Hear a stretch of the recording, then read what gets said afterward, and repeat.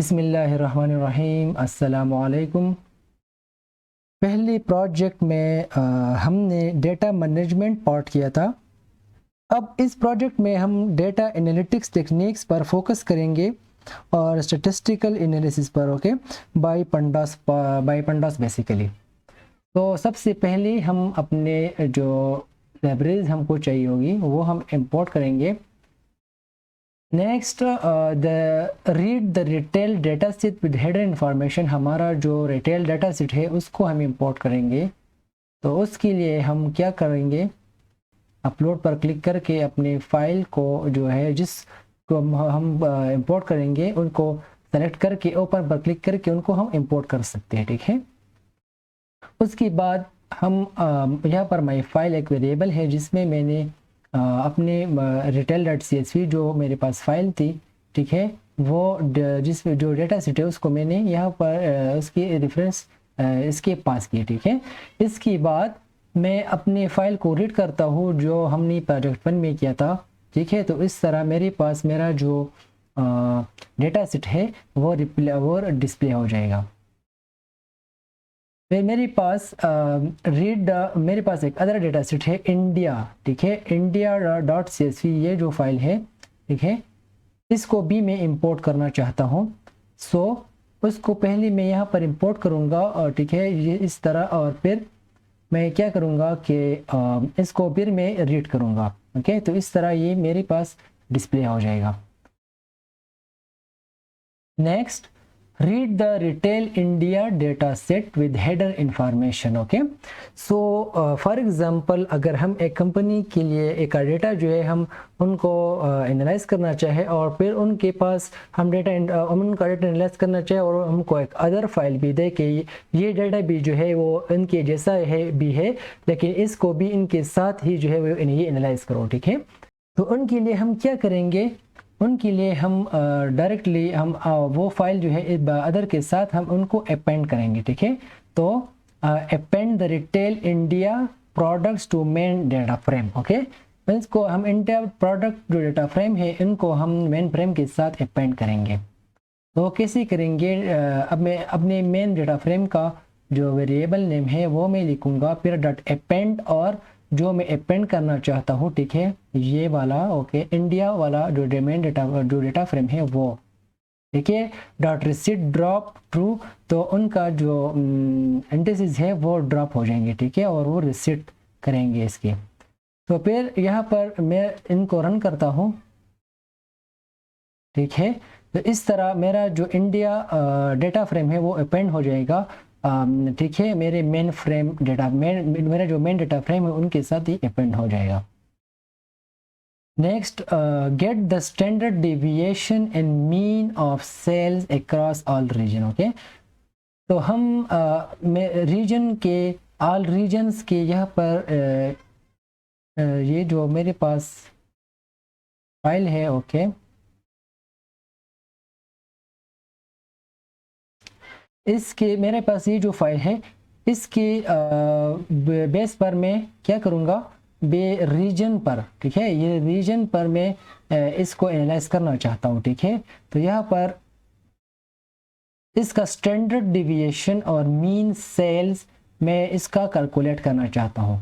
तो मैं रीजन के बेस पर करना चाहता हूँ। सो मैं रीजन को बाय बार में पास करता हूँ। इसके बाद मैं pd डॉट डेटा फ्रेम, इसको आप नहीं देखे सीखे, आप पहले ये जो इसको, ठीक है, इसको आप पहले देखे तो ज़्यादा जो है इसको आते हैं। ठीक है, तो रिटेल डीएफ में हमारे पास जो इंडिया वाला डेटा सेट उसमें है, ठीक है, अपेंड हो चुका है, उसको मैं ग्रुप बाय बार जो मैं करता हूँ। ठीक है, इस रीजन पर मैं उसका ग्रुप करता हूँ और उनका सेल्स जो इनमें जो सेल्स वेरिएबल है उनका मैं सम लेता हूँ और फिर उनको मैं रिटेल स्टेट करता हूँ, क्योंकि मैं सिर्फ मुझे जो भी चाहिए, मुझे मीन ऑफ सेल्स चाहिए। ठीक है, उनका स्टैंडर्ड डिविएशन मुझे चाहिए। ठीक है, सो मुझे सिर्फ सेल्स का ही चाहिए, सो उसका ही मैं सम लूँगा। ठीक है, पहले हम स्टैंडर्ड डिविएशन को हम समझते हैं।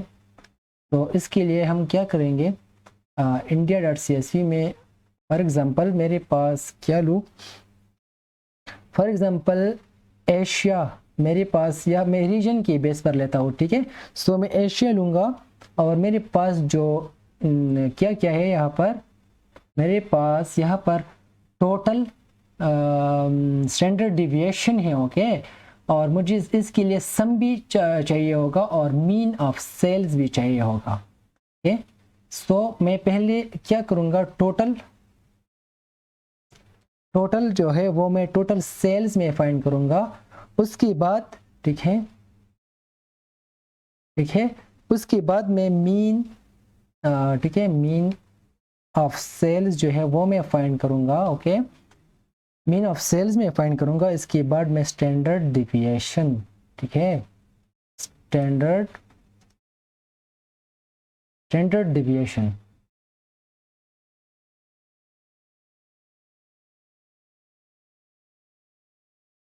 सो फॉर एग्जांपल हमारे पास ये जो सेल्स है, ठीक है, हम इसको कैसे फाइंड करते हैं कि हम ये जो सेल्स है इसको हम सम करेंगे। तो ये हमारे पास ये जो मेरे पास ये लाइन है, ओके, ये जो मैं जो कहता हूँ, ठीक है, ये डॉट सम, सेल्स डॉट सम, तो ये क्या काम करता है कि ये जो भी डेटा है इस सेल्स में, ठीक है, ये सेल्स में जो भी डेटा है इसको सम करेगा। फॉर एग्जांपल मैं कहता हूँ कि ये 2000 है, ठीक है, ये 2000 है। सो इसके बाद मैं इसका मीन लूँगा, ठीक है। तो ये मेरे पास क्या है कि 1000 जो है मेरे पास, इसका सम 1000 है और मेरे पास डेटा क्या है, ये भी एग्जांपल लिया है, ठीक है, इनका सम तो 1000 नहीं है, ऐसे मैं एग्जांपल लिया है। मीन ऑफ सेल्स, तो टोटल डेटा क्या है 1 2 3 4 5, तो 2000 को अगर हम 5 पर हम डिवाइड करें तो वो आता है 400, ओके। सो इसके बाद 5 है, सो इसके बाद मेरे पास मीन सेल्स जो है वो भी फाइंड हो गया है, ठीक है। इसके बाद मैं यहाँ पर क्या लेता हूँ कि स्टैंडर्ड डिविएशन का क्या होगा, ठीक है। मीन सेल तो हम जानते हैं, ठीक है, कि टोटल सम और इसको बस इसके नंबर ऑफ जो है, नंबर ऑफ जो भी डेटा है, ठीक है, ये इन पर हम डिवाइड करेंगे तो वो आएगा नंबर ऑफ सेल्स पर, ठीक है। लेकिन हम स्टैंडर्ड डिविएशन को कैसे फाइंड करेंगे। फॉर एग्जांपल यहाँ पर मैं लेता हूँ कि 120, ठीक है।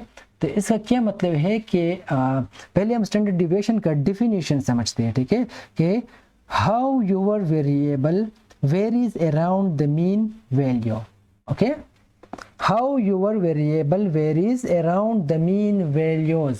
तो हमारा ये जो मीन वैल्यू है, ओके, ये इसकी अराउंड कितना जो है ये वेरी करता है, ठीक है। फॉर एग्जांपल मैं कहता हूँ कि मेरा ये जो मीन सेल्स है ये 120 के दरमियान जो है ये अबाव होता है 520, ठीक है, कि ये इसका ये मतलब है कि मेरे जो भी सेल्स वैल्यूज़ है वो क्या है, वो ग्रेटर, वो 520 से लेस है, ओके, यहाँ पर, ठीक है, 520 से क्या है वो लेस है, ठीक है, और 400 से, ओके, और किससे ग्रेटर है 120। सो मैं यहाँ पर क्या लूँगा 280, ओके।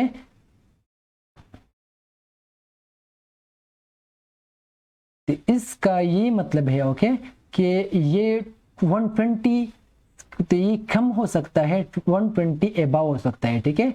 इसका ये मतलब है, ठीक है, कि ये 120 वेरी करता है अपने मीन वैल्यू से। तो इस तरह अपनी ये जो वैल्यूज़ है, ठीक है, ये इसमें इसकी रेंज में आते हैं, ठीक है। तो इसको हम स्टैंडर्ड डिविएशन कहते हैं, ठीक है। तो इनको डिफिनीशन को हम जो है इस तरह डिफाइन करते हैं कि how your variable varies around the mean values, okay. तो चलो यहाँ पर इसका जो टोटल सम है, ठीक है, टोटल सेल्स हम यहाँ पर इसमें हमने पास किया, ठीक है। लेकिन हम इस डेटा फ्रेम को इसमें हम क्लोज करते हैं, क्यों, क्योंकि ये हमको सीरीज देगा, ठीक है, ये हमको एक सीरीज देगा, लेकिन हमको क्या चाहिए, हमको डेटा फ्रेम चाहिए, ठीक है। तो इसलिए हमने इसको pd.ddf डेटा फ्रेम में इसको हमने जो है इनके हम क्लोज किया है। इसके बाद मुझे एक स्टैंडर्ड डिविएशन ऑफ सेल्स जो है, ये वाला स्टैंडर्ड डिविएशन वाला, ये सेल्स ये और मीन सेल्स ये ये टू वेरिएबल्स मुझे चाहिए। सो इसको मैं इसलिए यहाँ पर मैंने क्रिएट किया है standard deviation sales and mean of sales. Okay, यहाँ पर मैंने यहाँ पर क्या किया है कि सेल्स को का स्टैंडर्ड डिविएशन लिया है। ओके, और इसको मैंने यहाँ पर जो है इसको यह असाइन हुआ है, और फिर यहाँ पर सेल्स का मैंने मीन लिया है और वो मीन ऑफ सेल्स में असाइन हुए हैं।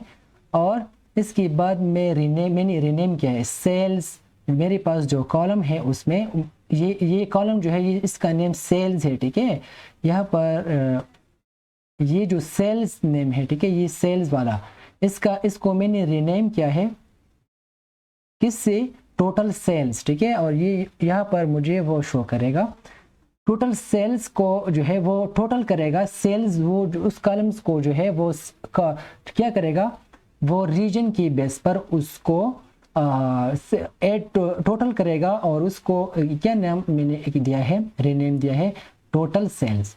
ठीक है, फिर मैं इसको मैंने इसको सॉर्ट किया है डिसेंडिंग ऑर्डर में स्टैंडर्ड डिविएशन के बेस पर। ओके, स्टैंडर्ड डिविएशन के बेस पर उसको मैंने डिसेंडिंग ऑर्डर में क्या किया है, सॉर्ट किया है।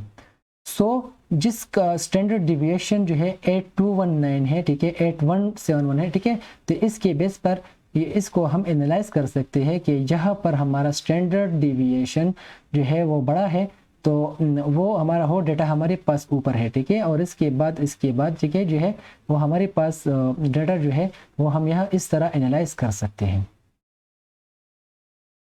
इसके नीचे आता है गेट सी, नेक्स्ट जो हमारा है CV अक्रॉस ऑल रीजन्स। ठीक है, तो हम CV किसे कहते हैं, कोएफिशिएंट ऑफ वेरिएशंस। ठीक है, कोएफिशिएंट ऑफ वेरिएशन।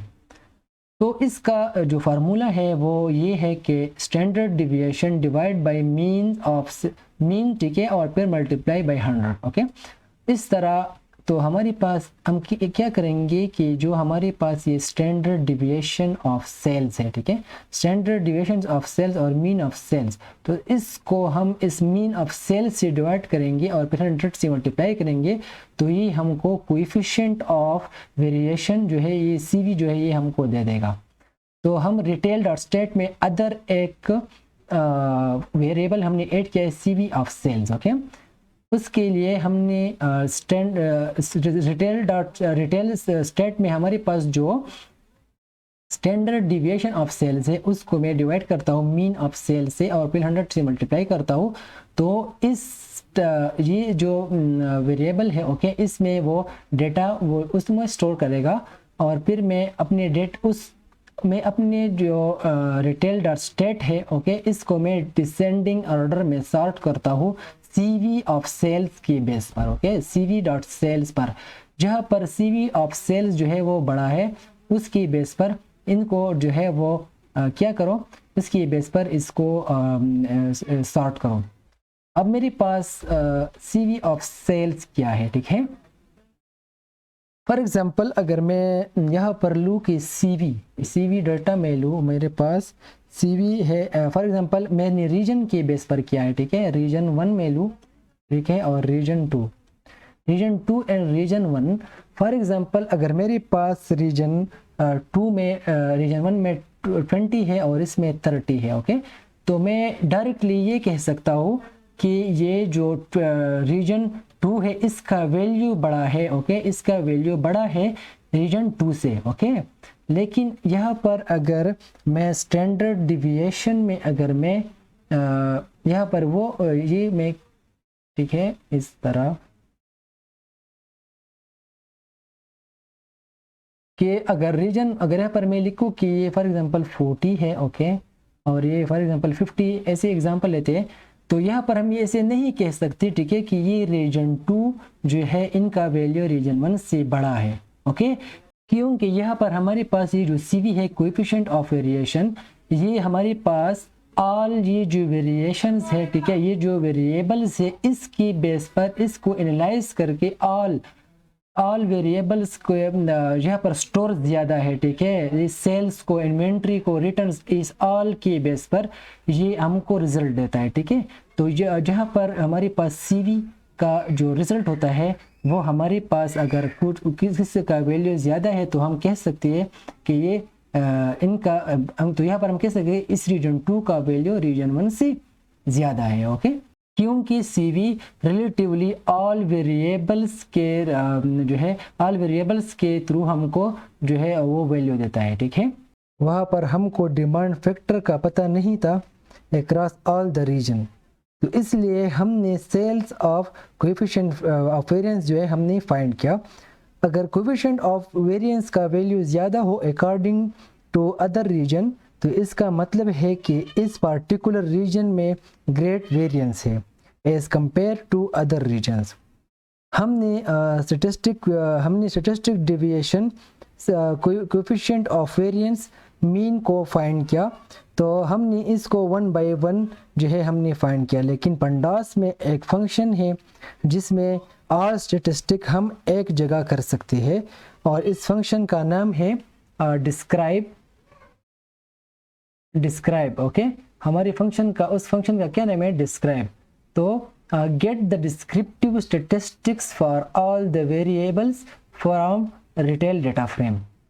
तो हम यहाँ पर ये जो हाईलाइटेड डेटा है, ओके, स्टेटमेंट है, रिटेल DF हमारा डेटा फ्रेम है, उसको हमने एक मेथड हमने लिखा है डिस्क्राइब। ओके, तो ये हमको एक सीरीज देगा, तो इसलिए हमने उसको पास किया है इसको हमने डेटा फ्रेम से पास किया है कि ये हमको एक डेटा फ्रेम ही हमको यहाँ पर रिटेल डिस्क्राइब स्टेट में हमको ये असाइन करें। ठीक है, तो जब हम इसको रन करते हैं, ठीक है, तो ये हमको ऑलरेडी जो है count, mean, standard deviation, minimum 25%, 50%, 75% and max जो है ये हमको ये फाइंड करेगा। ठीक है, ऑल जो मेथड्स थी हम जो पहले हमने किए थे, ठीक है, मैन्युअली, वो ये हमारे लिए जो है वो ये करता है। लेकिन यहाँ पर हमने सेल्स जो है ये काउंट किए, ठीक है, इन्वेंट्री, रिटर्न्स, लेकिन ये count store mean of store, ठीक है, ये 10, ये तो ये ज़्यादा जो है ये अच्छा नहीं है, सो इसको मैं ड्रॉप करता हूँ।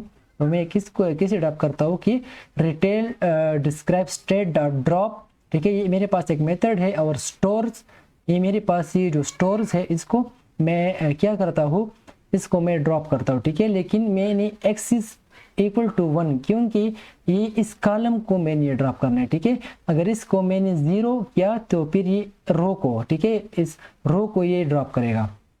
सो इसको मैं क्या कहता हूँ कि स्टोर्स जो ये कॉलम है इसको ड्रॉप करो। ओके, इसके बाद इसको जब मैं रन करता हूँ तो वो कॉलम जो है ये वो ड्रॉप हो जाएगा। इसके बाद यहाँ पर retail describe state dot transpose, ठीक है, मेरे पास एक अदर मेथड है ट्रांसपोज। ये जो मेरे पास ये डेटा फ्रेम है इसका मैं ट्रांसपोज लेता हूँ। तो ट्रांसपोज का क्या मतलब है कि जो हमारे रोज है वो कॉलम्स बन जाएंगे और जो कॉलम्स है वो रोज बन जाएंगे। ठीक है, तो इस तरह हमारा जो डेटा है वो ज़्यादा जो है वो यूज़फुल हुआ है। ठीक है, वो ज़्यादा जो है वो यूज़फुल हुआ है। सो जो काउंट है सेल्स में, जो काउंट है वो ये है, मीन ये है, स्टैंडर्ड डिविएशन। ठीक है, तो इस तरह अब ये 25%, 50% और 75% ये इसको मैं नेम्स देना चाहता हूँ। ठीक है, ये मेरे पास क्या है, मेरे पास Q1 है। ठीक है, ये मेरे पास Q2 है, मीडियन हम किसी कह सकते हैं। ठीक है, क्योंकि इससे 50% वैल्यूज़ जो है वो स्मॉल है और 50% वैल्यूज़ जो है इससे लार्ज है। ओके, तो इसको हम मीडियन भी कह सकते हैं।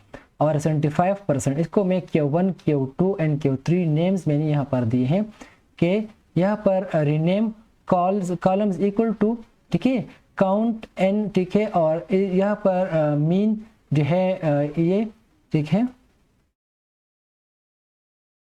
स्टैंडर्ड डिविएशन इसको मैंने STD, ठीक है, ये, और काउंट ये जो है इसको मैंने n, मीन को मैंने जो है इस ऐसा रीनेम किया है, STD को मैंने बिगर जो है यहाँ पर लिखा है। ठीक है, मीन को मैंने ऐसा लिखा है, मैक्स को मैंने ऐसा लिखा है। ओके, और 25 को Q1 ठीक है, 50 को Q2 एंड 75 को 30। जब मैं इसको रन करता हूँ, ओके देखते हैं, तो इस तरह हमारा जो रिजल्ट है वो ऐसा हो जाएगा। ठीक है, ये Q1 Q2 एंड Q3। तो अब इस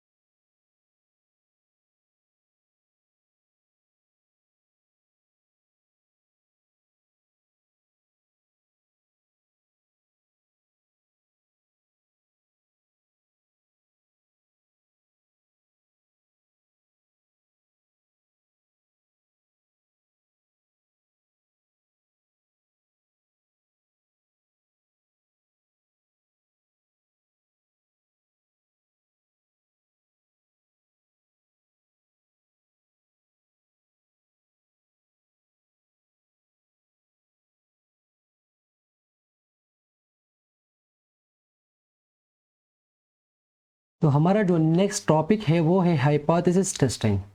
फ्रेंड्स, ये थोड़ा एडवांस टॉपिक है, लेकिन इसको इसलिए मैंने अपने प्रोजेक्ट में इसलिए ऐड किया है क्योंकि मैं एज्यूम करता हूँ कि आप जो है स्टैटिस्टिक्स के बैकग्राउंड से थोड़ा जो है वो उनसे वाकिफ़ होंगे, आपका जो स्टैटिस्टिक बैकग्राउंड होगा। सो इसलिए मैंने इस हाइपोथेसिस टेस्टिंग को इसमें ऐड किया है। ठीक है, so what is the hypothesis testing. Hypothesis में दो चीज़ें होती हैं, population or sample. Population means the collection of all the entire series, and sample means you will take some small subset of the data from your population in order to make some analysis. ठीक है, तो यहाँ पर हमारे पास pandas की हमारे पास एक library है, ठीक है, स्काइपी, और इसमें हमारे पास पाइथन में एक स्काइपी लाइब्रेरी है जिससे मैंने एक स्टेट्स को इंपोर्ट किया है। ठीक है, सिर्फ मुझे ये स्टेट्स ही चाहिए, सो इस ओनली स्टेट्स को मैं इंपोर्ट करता हूँ।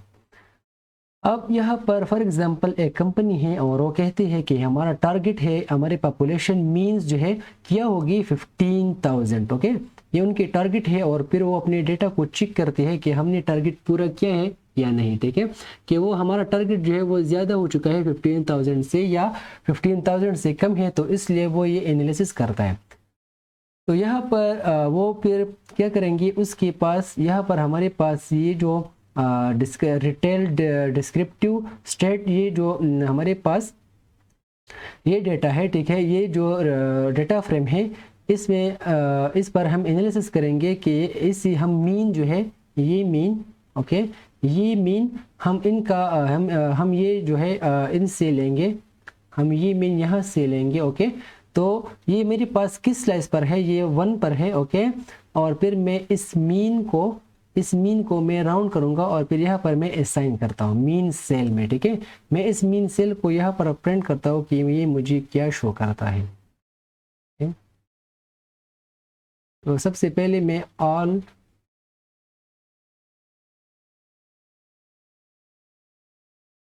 ठीक है, तो यहाँ पर मुझे शो हो गया कि सेल्स 16443.5, ओके, 16,443.5। ओके, इसने मुझे ये प्रिंट कर दिया। ठीक है, यहाँ पर मैं अब क्या करता हूँ कि मुझे सिर्फ ये वैल्यू चाहिए। ठीक है, मुझे सिर्फ ये वैल्यू चाहिए, मुझे ये नहीं चाहिए। इसके लिए मैं क्या करता हूँ, इसके लिए मैं क्या करता हूँ कि मैं डॉट मीन सेल्स में, इस मीन सेल्स में डॉट गेट की is equal to sales. Okay, ये गेट फंक्शन मुझे इस सेल्स का जो वैल्यू है वो मुझे देगा, ठीक है, वो मुझे रिटर्न करेगा मीन सेल्स में। और फिर मैं जब इनको रन करता हूँ तो ये मुझे यहाँ पर 16,443 ये मुझे सिर्फ वैल्यू जो है ये शो करता है, ठीक है। तो ये वैल्यू मुझे चाहिए थी, ठीक है। अब यहाँ पर मेरे पास अल्पा यहाँ पर एक वेरिएबल मैंने लिया है जो स्टैटिस्टिक्स में हम यूज़ करते हैं 0.5 जो है ये रेट और लेवल ऑफ सिग्निफिकेंस है। ओके, कि हमारा जो डेटा है, ठीक है, हमारे जो डेटा है वो कितनी परसेंट जो है वो हमारे पास सिग्निफिकेंट है, ठीक है। तो हम कहते हैं कि 0.5, तो इसका मतलब है कि 5%, 100 से 5% माइनस करो, ठीक है। तो हम कहते हैं कि हमारा डेटा 95% ठीक है इसका। इसलिए मैंने अल्फा में 0.5 असाइन किया है और फिर मैं इनको यूज़ करूँगा, ठीक है। लेकिन इसका मतलब ये है कि मैं अल्फा क्यों लेता हूँ, ठीक है। अल्फा में 0.5 मैंने किस लिए लिया है। अब यहाँ पर इसमें मैंने सिर्फ 0.5 ही असाइन किया है, ठीक है, सिर्फ असाइनमेंट यहाँ मैंने किया है। तो यहाँ पर मैं ये जो मैंने हाईलाइट किया है इसको अगर हम देखें तो स्टेट्स मेरे पास ये मॉड्यूल है, इसमें एक मेथड है, ओके, टी टेस्ट _1 सेम। इसका मतलब ये है कि हमारे पास 1 ही सैंपल है। ओके, हम जो एनालाइज करते हैं वो उसमें 1 ही सैंपल है, ठीक है। तो रिटेल डीएफ हमारा डेटा फ्रेम है। ओके, ये हम इसमें डॉट सेल्स, हम सिर्फ सेल्स जो मेरे पास जो सेल्स वेरिएबल है उसका डेटा जो है वो मैं यहाँ पर पास करूँगा, ठीक है। सिर्फ सेल्स का जो है मैं एनालिसिस करता हूँ। और फिर पॉपुलेशन मीन्स, तो पॉपुलेशन मीन्स मेरे पास 15,000 मैंने लिया है, ठीक है। और फिर यहाँ पर indices P value dot transpose, तो यहाँ पर इंडिसेस मैंने इसलिए लिए है कि जो भी वैल्यूज़ मुझे चाहिए, ठीक है, तो उसको इंडिसेस दो, T value and P value, ठीक है। और फिर मैं उनका ट्रांसपोज लेता हूँ ताकि मेरा जो रिजल्ट हो तो वो इस तरह शो हो जाए, ठीक है। इस तरह वो मेरा रिजल्ट इस तरह मुझे चाहिए, ठीक है। इसलिए मैंने ताकि कॉलम्स रोज में कन्वर्ट हो और कॉलम्स रोज कॉलम्स में, इसके लिए मैंने ट्रांसपोज लिया है, ठीक है। तो इसको मैं रन करता हूँ तो इसने मुझे क्या शो किया कि टी वैल्यू 3.18 और पी वैल्यू 0.0, ठीक है। अब यहाँ पर मैं अल्फा को भी शो करता हूँ, ठीक है, ताकि मैं अपना मेरा जो डेटा है वो मैं एनालाइज करूँ। तो इसके लिए यहाँ पर मुझे ये अल्फा जो है 0.5 है, ठीक है। तो यहाँ पर मैंने एक अदर जो है वेरिएबल ऐड किया है, ठीक है, मैं सैंपल मीन, और इसमें मैंने ये मीन सेल्स इसमें असाइन किया है। मीन सेल्स मेरे पास वो नंबर है, ठीक है, ये नंबर है, ठीक है, ये मीन सेल इसमें मैंने असाइन किया है, ठीक है। और फिर इसके बाद पॉपुलेशन मीन, ठीक है, पॉपुलेशन मीन भी मैं असाइन करूँगा। एक वेरिएबल मैंने क्रिएट किया है पॉपुलेशन मीन्स, जिसमें मैंने पॉपुलेशन मीन को जो 15,000 है वो मैंने असाइन किया है। और फिर इसके बाद सेल्स ऑफ यहाँ तक जो है, ठीक है, मैं इसको रन करता हूँ तो यहाँ पर मेरे पास क्या आ जाता है कि T value 3.18, P value 0.0, alpha value 0.5 है, ठीक है।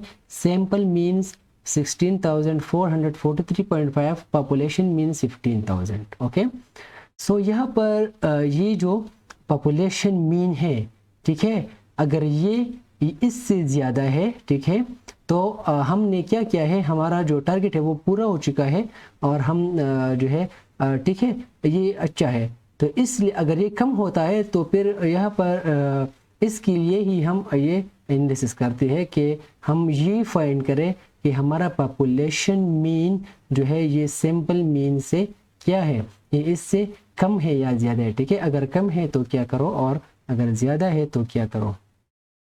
तो उसके लिए तो इसके बाद यहाँ पर sales T test dot rename index equal to 0 sales. Okay, इसका क्या मतलब है कि यहाँ पर ये जो 0 है इसको रीनेम करो सेल्स, ठीक है, ताकि हमको यहाँ पर सेल्स दिखाई दे।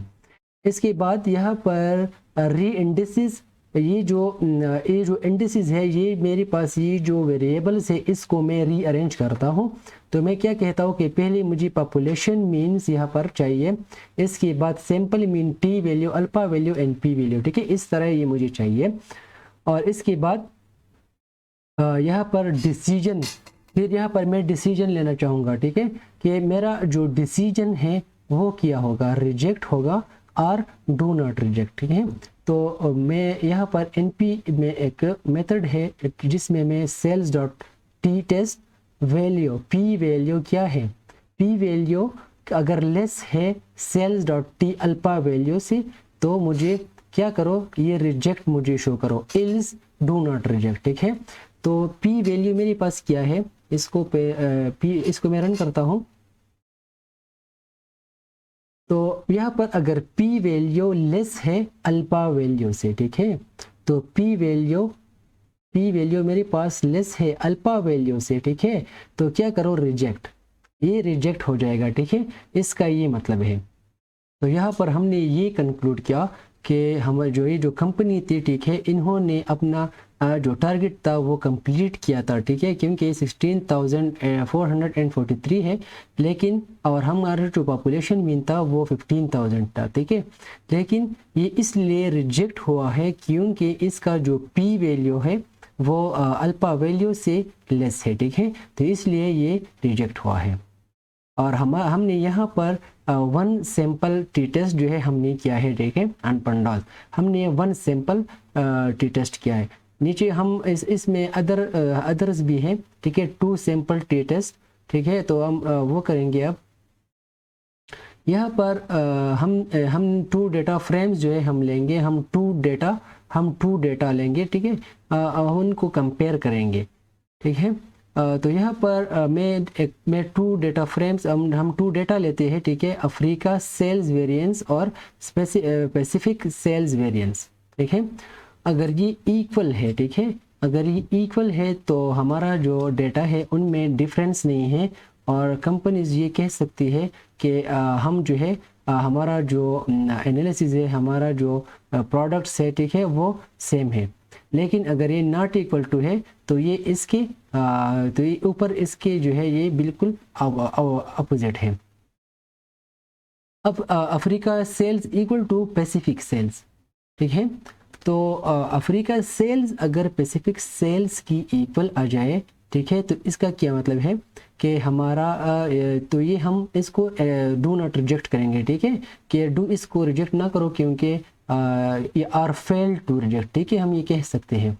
लेकिन अगर इनकी नॉट इक्वल टू आ जाए तो हम इनको फिर कहेंगे कि रिजेक्ट, क्योंकि अब फिर हम इनको इसलिए रिजेक्ट करेंगे क्योंकि हम यहाँ पर ये फाइंड करना चाहते हैं कि ये दोनों जो है, ये अफ्रीका सेल्स और पैसिफिक सेल्स जो है, इनके जो वेरिएंस है वो कितना है, वो सेम है और डिफरेंट है। ओके, तो यहाँ पर हमारे पास 2 स्टेप्स होते हैं। पहला जो स्टेप है, check for the equality variance between 2 groups. Okay, तो सबसे पहले हम अपने डेटा में इक्वलिटी फाइंड करेंगे। हम इक्वलिटी फाइंड करेंगे तो अफ्रीका सेल्स जो है वहाँ पर हमारे पास जो हमारा जो डेटा फ्रेम है रिटेल डीएफ, वहाँ पर जो भी सेल्स है, ठीक है, वो मैं असाइन करूँगा अफ्रीका सेल्स में, और पैसिफिक सेल्स का मैं पैसिफिक सेल्स में मैं इसको असाइन करूँगा। इसके बाद मेरे पास फार्मूला है, ठीक है, np डॉट मेरे पास एक फार्मूला है वार में, ठीक है, अफ्रीका सेल्स और अफ्रीका सेल्स को np डॉट पैसिफिक सेल से डिवाइड करो, ठीक है, इससे डिवाइड करो और ये जो है ये मेरे पास फार्मूला है और ये फिर f में असाइन हो जाएगा।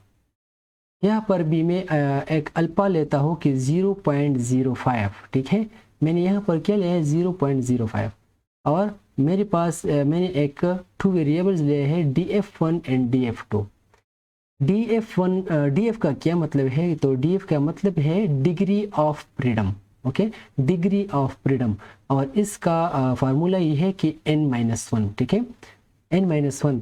तो n मेरे पास क्या है, लेंथ ऑफ अफ्रीका, ठीक, मेरे पास DF1 मैं अफ्रीका का लेता हूँ, तो लेंथ मेरे पास क्या है, लेंथ n मेरे पास क्या है, लेंथ ऑफ अफ्रीका सेल्स, और इसकी मैं 1 माइनस करूँगा, ठीक है, और DF2 में लेंथ ऑफ पैसिफिक सेल्स -1, ठीक है। तो इसी तरह फिर मैं यहाँ पर p वैल्यू में मैं फाइंड करूँगा।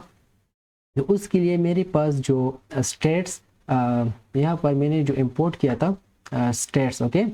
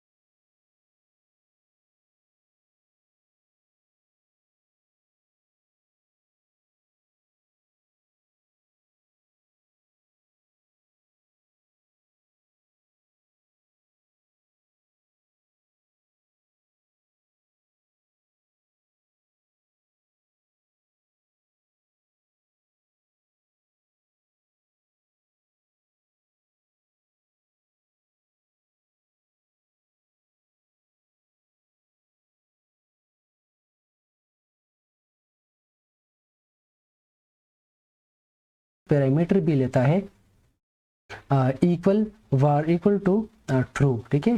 तो इसका क्या मतलब है कि यहाँ पर मैंने ये फाइंड किया था कि ये इसका वेरिएंस जो है वो इक्वल है और या नहीं है, ठीक है, तो वो इक्वल है, तो इसलिए यहाँ पर मैंने ट्रू सेंड किया है। और फिर data equal to description Africa, okay, description Africa Pacific T test type मेरे पास पूल्ड वेरिएंस है, ठीक है। पूल्ड वेरिएंस का क्या मतलब है कि इक्वल वेरिएंस है, ठीक है, इक्वल वेरिएंस को हम पूल्ड वेरिएंस कहते हैं। फिर टी वैल्यू में मैंने टी वैल्यू पास किया है, मैंने यहाँ पर ये ये वैल्यू शो करेगा अल्फा के साथ, मेरे पास अल्फा पी वैल्यू के साथ पी वैल्यू, ओके। तो यहाँ पर हम इनको रन करते हैं, जब हम इनको रन करते हैं तो यहाँ पर ये स्टेप जो है ट्रू इक्वल टू, ओके, ये पी डॉट डेटा फ्रेम में मेरे पास डेटा ये मैं सेंड करूँगा, ठीक है, ये जो है ये मैं सेंड करता हूँ, यहाँ पर ये मैं सेंड करता हूँ, और इंडेक्स इक्वल टू सेल्स यहाँ पर ये, ठीक है, यहाँ पर इंडेक्स इक्वल टू सेल्स, इसको मैंने सेल्स नेम दिया है, ठीक है। इसके बाद डॉट डिसीजन मेरी ये जो है ये मेरे पास नहीं है, ठीक है, ये कॉलम जो है ये जो मेरे पास कॉलम थी ये कॉलम जो है मेरे पास नहीं थी। सो ये वेरिएबल जब मैं क्रिएट करता हूँ तो इसके लिए मैं यहाँ पर ये मैं लगाता हूँ, और इनके बाद जहाँ पर टू सिंपल टी टेस्ट जो है, टू सिंपल टी टेस्ट, ठीक है, यहाँ पर जहाँ पर पी वैल्यू अगर लेस है अल्फा से तो क्या करो, रिजेक्ट करो, ठीक है, अगर नहीं है तो डू नॉट रिजेक्ट।